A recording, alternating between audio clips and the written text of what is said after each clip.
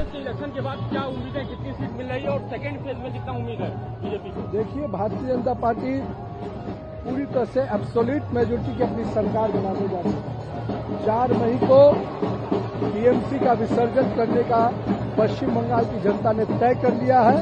तो मैं तो ये स्पष्ट देख रहा हूँ, जिस प्रकार से 92% जनता ने निकलकर वोट दिया है, वो भाजपा को और नरेंद्र मोदी के नेतृत्व को दिखाया। अब सीटों के आंकड़े को मैं यही कहूंगा कि हम पूरी तरह से एब्सोल्यूट मेजोरिटी की सरकार बनाएंगे। फर्स्ट फेज के इलेक्शन के बाद क्या उम्मीदें, कितनी सीट मिल रही है और सेकेंड फेज में कितना उम्मीद है बीजेपी को? देखिए, भारतीय जनता पार्टी पूरी तरह से एब्सोल्यूट मेजोरिटी की अपनी सरकार बनाने जा रही है। 4 मई को टीएमसी का विसर्जन करने का पश्चिम बंगाल की जनता ने तय कर लिया है और साथ ही साथ भाजपा का कमल खिलने का तैयारी कर लिया। तो 4 मई को भाजपा का भगवा लहराएगा और टीएमसी का गुंडा राज समाप्त होगा।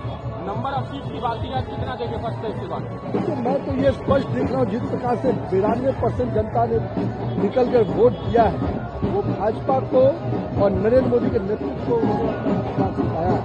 अब सीटों के आंकड़े को मैं यही कहूंगा कि हम पूरी तरह से एब्सोल्यूट मेजोरिटी की सरकार बनाएंगे। ममता बनर्जी का कहना है कि 90% से ज्यादा वोट पड़ा हुआ है, ये दिखाता है कि टीएमसी सरकार बनाएगी और बीजेपी को रिजेक्ट कर दिया गया है। तो ममता दीदी के मुगालते के कुछ और दिन है, बिता लेने दीजिए। दीदी के अंदर हताशा और निराशा तो दिख रही है।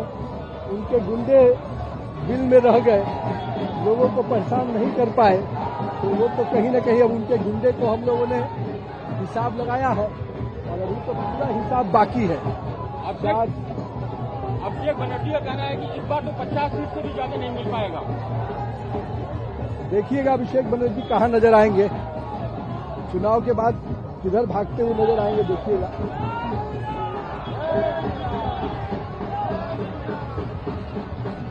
राहुल गांधी आज स्पीच दे रहे थे, उनका कहना है कि बीजेपी जो है टीएमसी मिली हुई है एक तरह से, क्योंकि मुझे तो 50 घंटे मुझसे क्वेश्चन हुए, टीएमसी के खिलाफ, ममता बनर्जी के खिलाफ कोई क्वेश्चन नहीं हुई थी। मैं मानता हूं कि अभी भी देश का सबसे इमैच्योर पॉलिटिशियन कोई होगा तो उसका नाम है राहुल गांधी, जिनको जनता का आवाज भी समझ नहीं आता है, जनता की बातें और जो कहीं कंटेस्ट में नहीं है, उसके प्रत्याशी कहीं नजर नहीं आ रहे हैं। अब नेता पूरी तरह से मैदान में अब नजर आ रहे हैं। मेरा ये मानना है कि ये पूरी तरह से राहुल गांधी का जो इमैच्योर पॉलिटिशियन है, ये उसी की बयानबाजी है।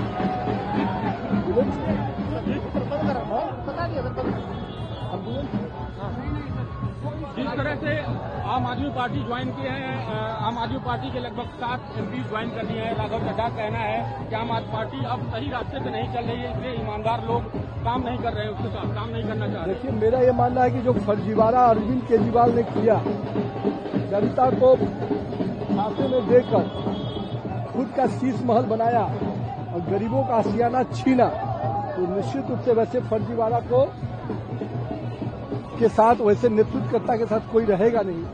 और आज केजरीवाल की नैया डूबने वाली है और कहीं न कहीं वैसे नेता जो मानते हैं कि नरेंद्र मोदी के नेतृत्व में देश आगे बढ़ रहा है, इस विकास के में वो भी सहभागी बनना चाहते हैं, तो निश्चित रूप से उनका स्वागत है।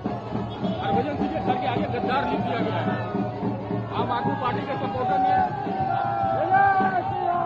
पार्टी के सपोर्टर्स ने हरभजन सिंह के घर के आगे गद्दार लिखा हुआ है। जो देश को इतना बड़ा सम्मान दिलाया, उसके साथ इस तरह का शब्द का प्रयोग, जिन्होंने गरीब का आशियाना छीनकर अपने लिए शीश महल बनाया हो, सबसे पहले तो उनके घर पर लिखना चाहिए वो शब्द। लेकिन आप कार्यकर्ताओं का फ्रस्ट्रेशन दिख रहा है, स्वाभाविक है, जनाधार नहीं है, नेता फर्जीवाड़े में फंसा हुआ है, तो कहीं न कहीं उनके मन में जो द्वंद्व है, इसी की प्रकटीकरण कर रहे हैं। तेजस्वी यादव का कहना है, लास्ट क्वेश्चन है, तेजस्वी यादव का कहना है कि बंगाल में इस बार बीजेपी को हराया जाएगा और 2029 में भी सेंटर से सरकार जाएगी। बिहार से तो उनका सुपड़ा साफ हो पड़ा, बिहार से सुपड़ा साफ हो गया, अब बंगाल में जमीन खोजने निकले हैं। यहाँ भी कुछ नहीं मिलेगा। लालटेन वहाँ भी बुझा था, यहाँ भी लालटेन को नहीं जला पाएंगे।